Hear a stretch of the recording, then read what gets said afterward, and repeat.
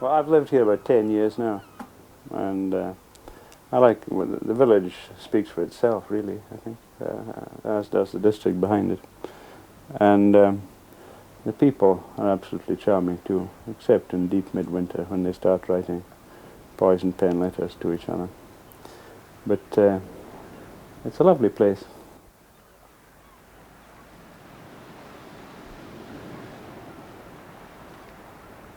Pennan is a small village on the northeast coast of Scotland. It lies below the sandstone cliffs in a bay between Fraserburgh and Banff. I suppose now there are about 70 or 80 people in the village and up the hill to the crossroads. But at the turn of the century there had been over 1,000 people in the village. And if you look up the little closes along the village, you see that there are many houses that are now ruins. I like it when it was old, and all the little sheds in the bankhead and that. There was no sea wall, you see. Oh no, no sea wall.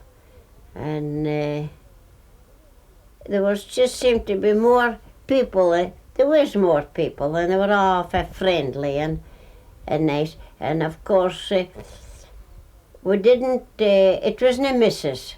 It was all by our own names.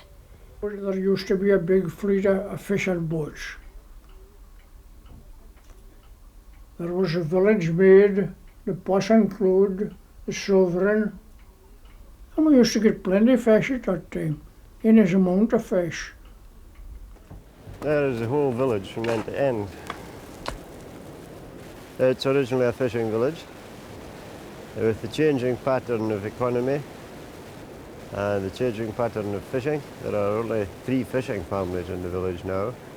Most of the people in the village are professional or semi-professional. There are 1 or 2 fish factory workers and artisans, but in the main they are semi-professional and professional people.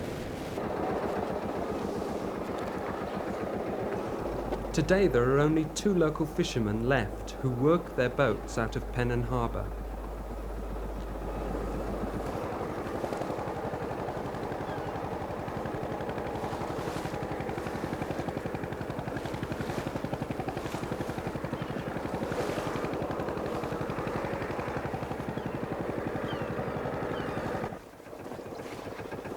Hopefully this one will contain 2 large lobsters.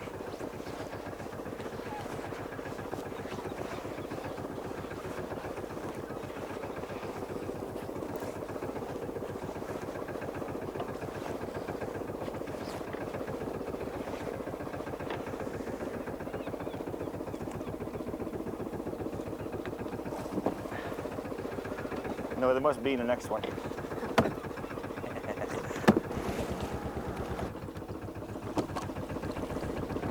That's a good one.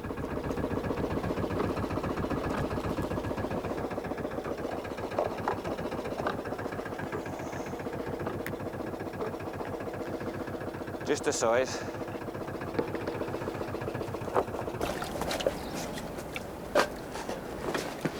This is just the best chances a day for getting close in. But a better chance end of that day. We're not allowed to fish for salmon, you see, with the nets. And I was once caught, you see. Me and my mate were caught. And so always straight in the neck, you see. Lost the net and took the boat down to Fraserburgh and locked it up in Fraserburgh for a week, you see. But we got out of the jail just that same day, but was fined, say, 80 quid or something like that, and lost the whole net, you see. So, but when the day of the court, you see, it was up in Banff. And they just took up the net as evidence, you see, this monofilament net, you know. Here's old copper, you know, he's struggling into court with this net. It's a huge net. It was catching every little obstacle, you know, in the court, you know, and his sweat. I could just see in the sweat pouring off this guy, and I was lapping it up. Same when he was pulling it out the boat, you see. They've got to take the evidence with him. So, he was in a right twist up, you know. He was pulling it up the jetty and it was catching every little piece of cement, you know. And Oh, you know, it was funny to see him, you know. We give him the work, you see, because we just said, oh, well, if you want that flipping net, you take it out the boat, you see. But anyway, we kind of... Well, I'm better pals with him at the moment, like, you know. For a while, if he just saw me, he used to shake his fist and says, I'll get you yet. I came here when I was 4. My father belongs here, and my mother belongs to the village Sundhaven, just up along the coast a wee bit. But when I was born, they lived in Rosharty, because that's where my father was working in the salmon fishing there. And then he moved to the salmon. There used to be salmon fishing here, so he moved here. I was 3.5 or 4 years old when I came here. And I prefer here. I like here.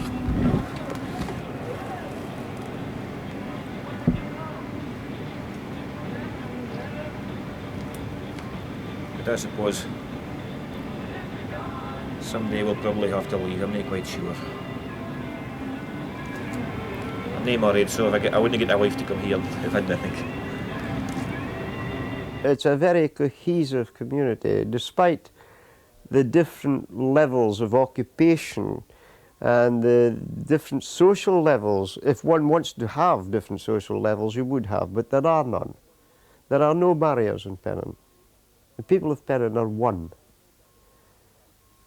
apart from the superior. I was born in this house. I'm not telling any secrets when I say on Christmas Day 1917. So this year I'm 65. And my father was born in number 24, the village. The post office used to be, the village post office used to be here.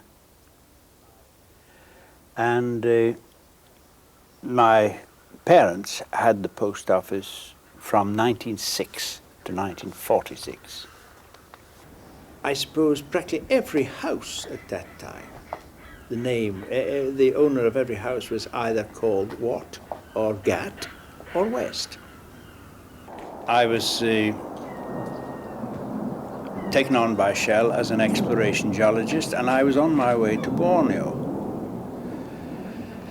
Well, I found out from one of my friends that the Ahmedin estate round about here was to be sold that year in 1948. So I was already on my way to Holland. I asked my father to go to the sale and purchase on my behalf not the village, but a small croft, a small farm I'd always been rather fond of along the coast here. And I told him approximately how much I wanted to pay for it. Well, land values were extremely low at that time, just after the war. Land was dirt cheap. So he went to the sale, and when I called him up the next night from Holland and said, well, did you get this Nethermill croft for me? And he said, yes, I got it for less than a quarter of what you wanted to pay for it. And when the village came up, he said, I bought that too. Well, I wasn't too happy about that, but still, it was done. And that is how I became the owner of the village. You can't see the boundary from here, but it includes all the land in the flat area of the village, and the boundary, there is some doubt about the actual boundary of it. It probably goes about halfway up the cliff, and it certainly goes to the corner of this lookout wall, you know. Then along that wall, down the road, these two houses there at the corner are included in my property.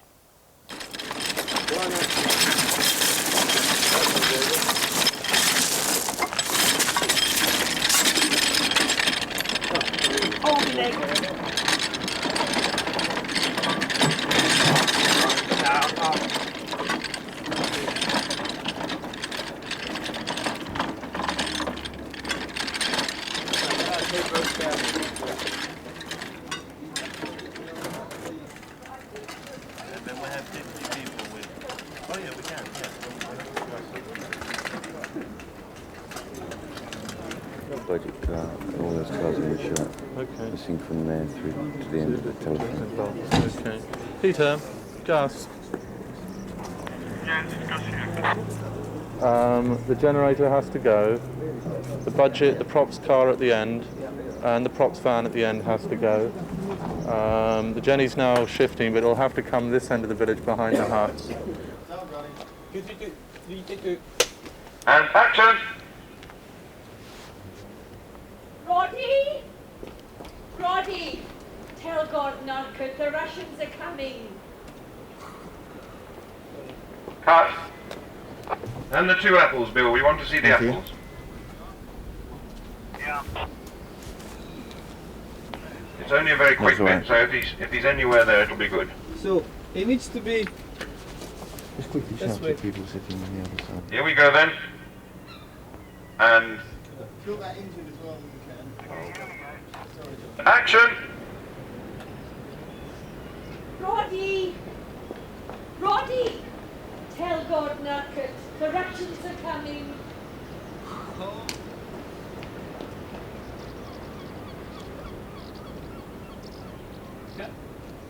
Inboard. Cut. One more, please. Action! Roddy! Roddy! Tell Gordon Urquhart the Russians are coming.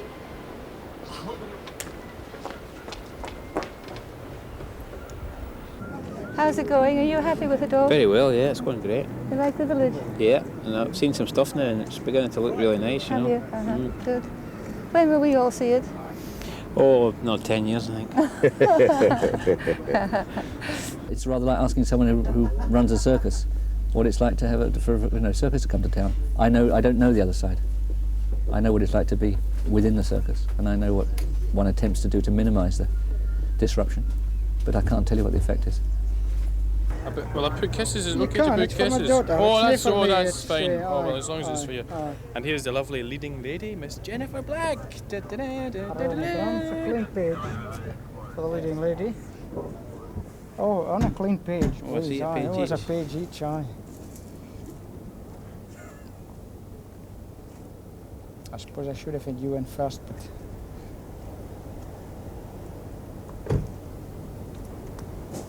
There we are. okay, thank you very much. You should get more than one to a page, you know. Oh, aye, but this You going to is put just photographs? specially for I see. local hero. Right. Okay, thank you. Well, we started with a village which we needed a very specific geographical layout. The village that Bill had written was centred around the phone box. We had to see everything from the phone box and had to be able to see the phone box from everywhere. He'd also written a strip village like this, which really doesn't appear on the west coast at all. So he'd written an east coast location of the village, but in a west coast setting. And in fact, we covered virtually the entire coast of Scotland, from south of Aberdeen right the way down, round and down to Northumberland, looking for what we wanted. And this, in fact, was one of the very few places that really fitted the bill.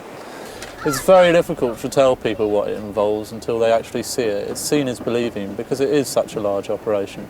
And you can warn them about the extent of the disruption and the extent of the inconvenience, but they don't really see it or believe it until it actually appears.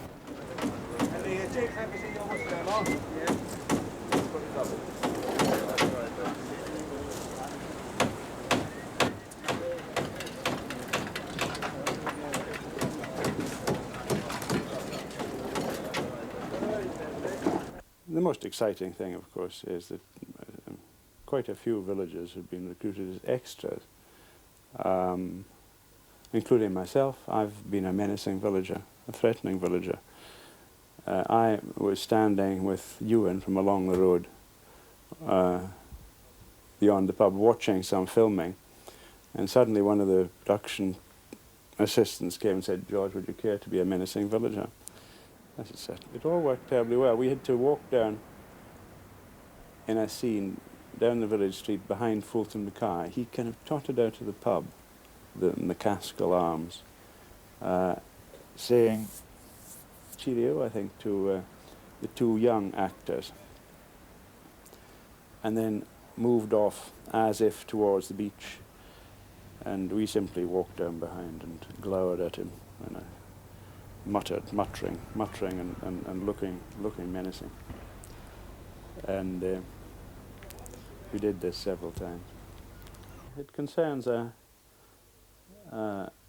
American oil company, really, a very opposite theme for what's happening all over this corner of Scotland right now.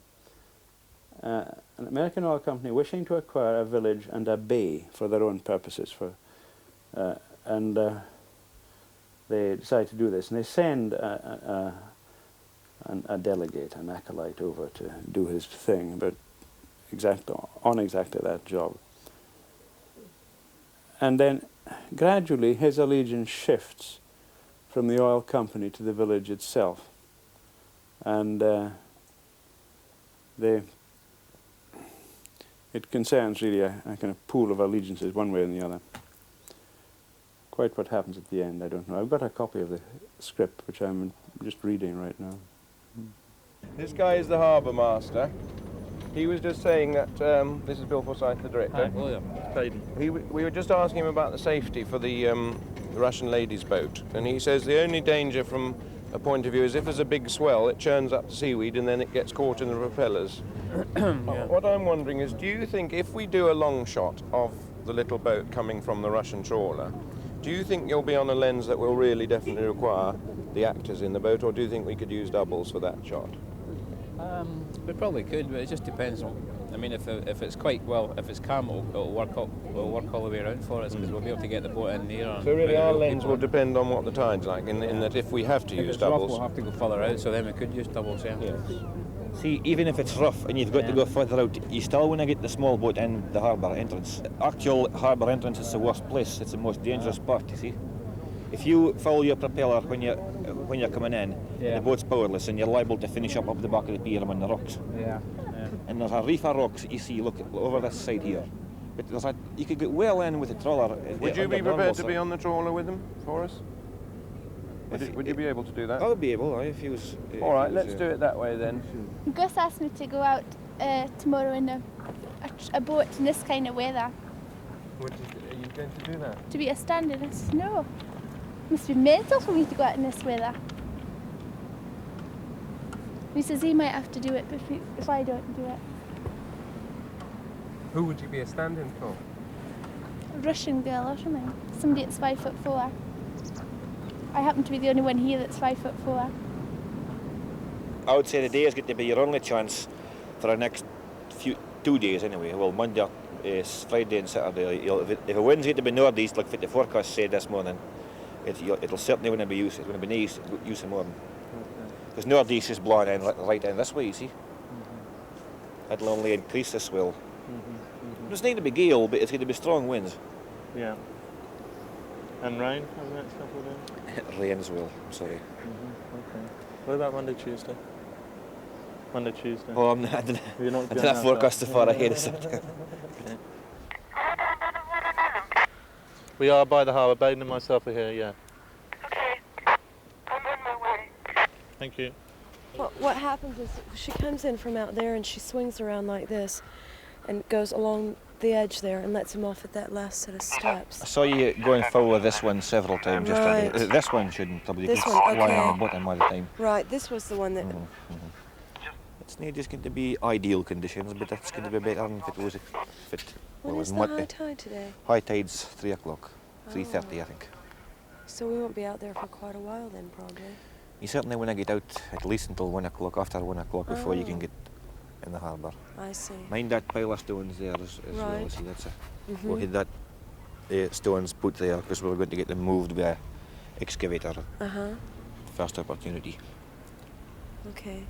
Because I think I'll be coming in on the wide shots. I think the only part the actress will actually be doing is coming around when there's a closer shot. But when it's out in the harbour, out of the harbour, I'll be out there.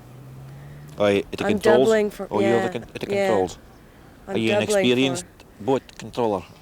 Not terribly, no, but I have done it before. It's I'm okay. more experienced with boats that don't have engines. Like That's okay. windsurfers and sailboats and land yachts and things like that. no. Oh. Yeah, I think this is as calm as we've seen. The waves are well down, yeah. I mean, it might be that we have to go out to sort of Tam Head, you know, which is the furthest rock out. So you know the best place. Well, Baden will tell them the best place to come, and you taking a radio. Aren't you? Taking a radio and a spare battery. I should save your radio until you're within sight of us. I will do. Yeah. Okay, good luck. No playing around. Good luck. God bless. Have a Steve. Yeah. Okay.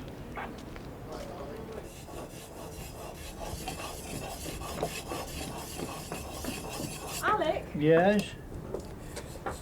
listen, do you know if you've got a white ensign flag? Do you have such a thing? A red. Red one, it should be white, I think, for us. Is there anywhere in Pennan I could get one? White ensign's the Royal Navy. Is it? What is the red? Red's merchant service.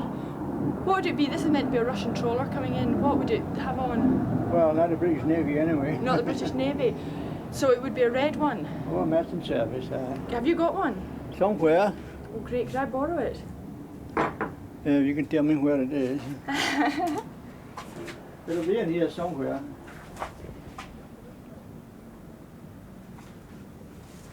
What's that over there?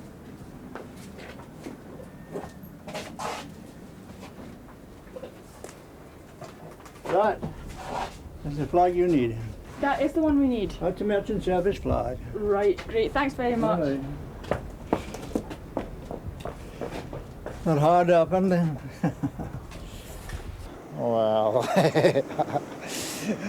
thought it was supposed to be a spy ship. There's some more aerials and things like that attached up to that. Eh? Apart for the name, it's, no, just... That, as far as I'm concerned, I picked the scruffiest one in the fleet.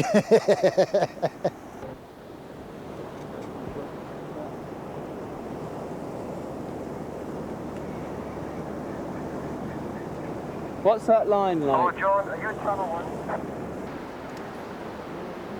1? Slightly left. Oh, left there, right.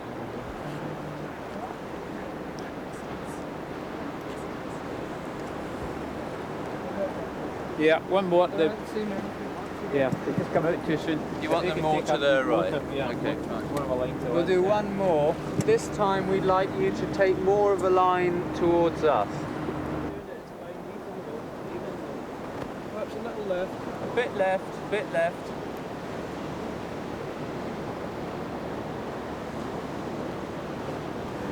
And out through now.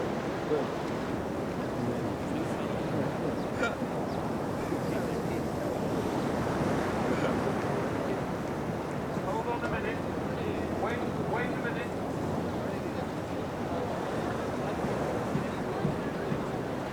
А мне плевать на людей! Вот плевать не все! Подумаешь, какое говно! Вот говно ты все грязь закапал! Каждый раз, да пусть смотрят, плевать я хотела на своих людей! Вот, и все! Плевать я хотела! И убирайся к чертовой! Я не хочу больше с тобой делай! Нет, не хочу! Ах, отстань! Стой! Надоело! Hi, nice to Приходи, не возвращайся, не хочу тебя оставить! What the bus? Да, не хочу! Пошел ты к черту! Уезжай! Okay. Okay, cut. Cut. That's I better go on over the road.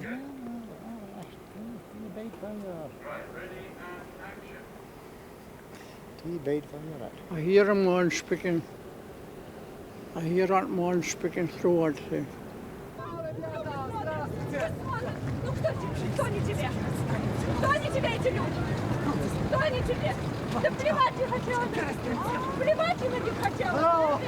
Дрянь такая! Оставлять меня одну! С этими мужиками проклятыми! Не хочу оставить тебя! Убирайся в чертову матери! Даже и не возвращайся ко мне! Не возвращайся никогда! Уезжай к черту! Надоел ты мне!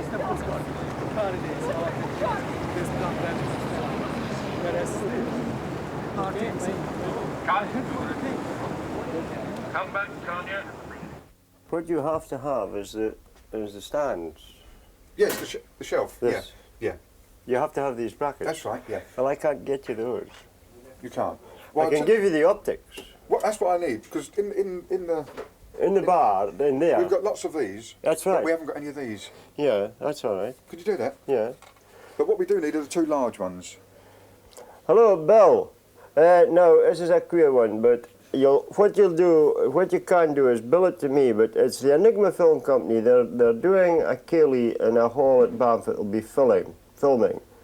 And they want to have booze there, you see, but they're not going to be selling it, they're going to be giving it away. And I've got them standing beside me here. Now, they will collect from you on Monday, you see, because you haven't got a delivery up there. No, it won't be Monday. What day will it be? Well, as early as we can. Oh, well, they'll collect from you as early as they can. Aye. Now, the thing is that they want SOR of unused. You know, aye. Right, so if you put it through me, SOR, they'll come in and collect it.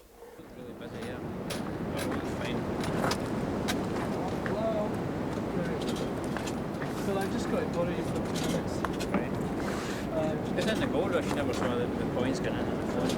Huh? In the gold rush, you never saw the coins going in on the phone. Dal, how are things? Just the same, Mac. It's only been a couple of days. So long to me. I feel like I've been here forever. How's the deal? May take some time. Might take a little time. Might take a little time.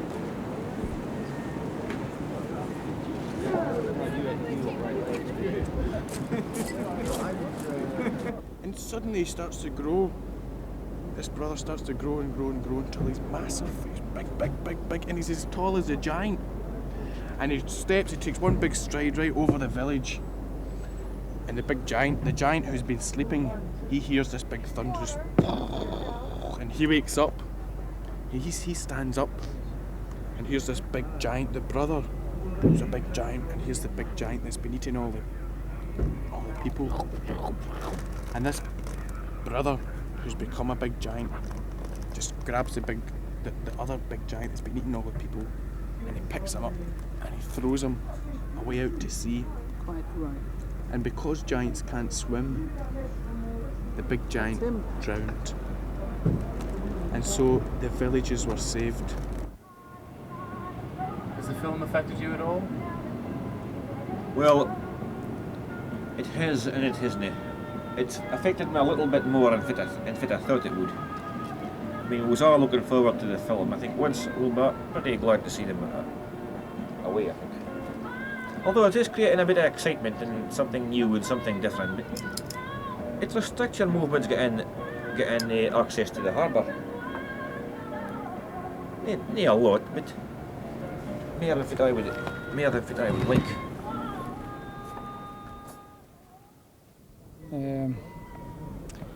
I had mixed feelings before I came. I'm still a wee bit undecided. I just wonder if all the upheaval has been worth it. There's no doubt you can. There was a lot of aggro before they actually came here, and I think that's left maybe a little bit of bitterness. But once it's all past, you might look back and think that it's all been worthwhile. I think it was all sweetness and light initially, and then he brought up, no doubt in consultation with his lawyers, the small matter of a facility fee, which I think is quite a handsome fee that he's extracted to the film company, simply because he's got feudal rights over the land on which the village is.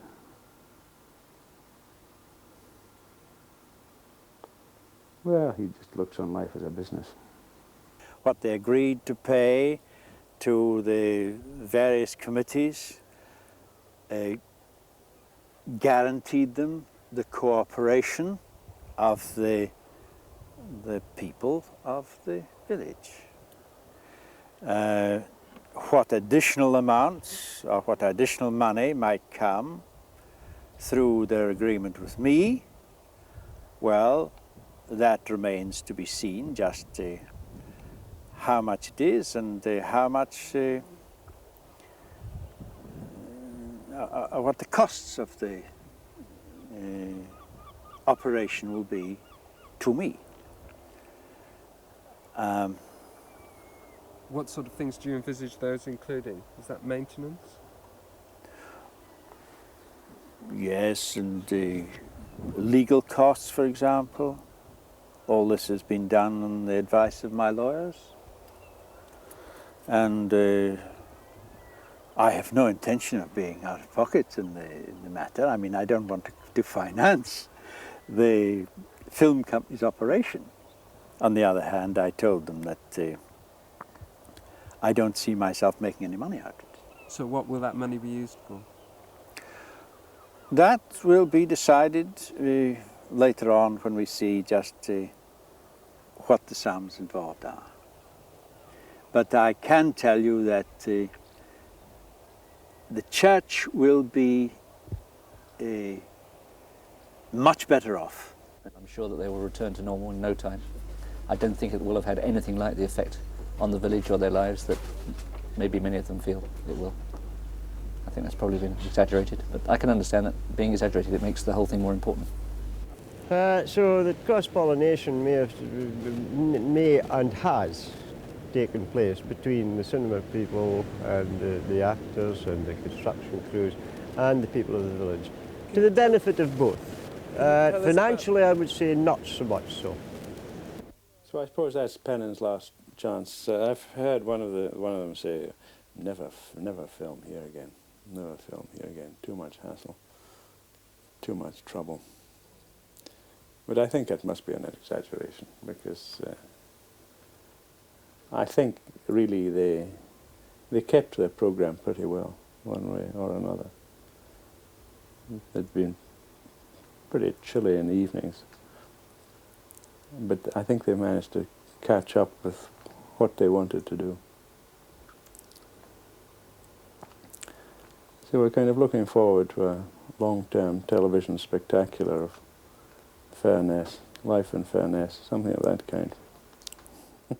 Well, I enjoyed their company when I met in with them, and they're all very nice to me, the same as you three lads.